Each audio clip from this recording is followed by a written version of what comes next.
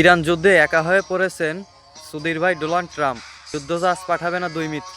Hormuz প্রণালীতে যুদ্ধজাহাজ পাঠাতে হালার ঘরে হালা ট্রাম্পের আহ্বানে সাড়া দেয়নি কেউ।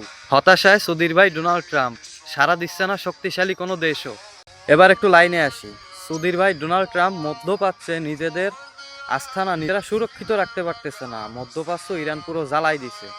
তো ইউরোপের কোনো কান্ট্রি এই দৃশ্য দেখে হরমুজ প্রণালীতে তারা যুদ্ধজাহাজ পাঠাবে, এটা কোনোদিনও সম্ভব না।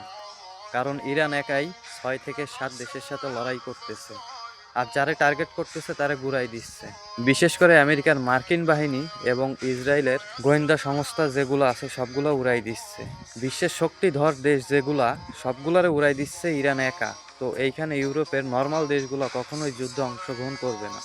আর ট্রাম্প যুদ্ধ চলাকালীন সময় কাউকে বলে যুদ্ধ করে নাই, এজন্য প্রতিবেশী দেশগুলোর কোনো সাড়াই দিচ্ছে না।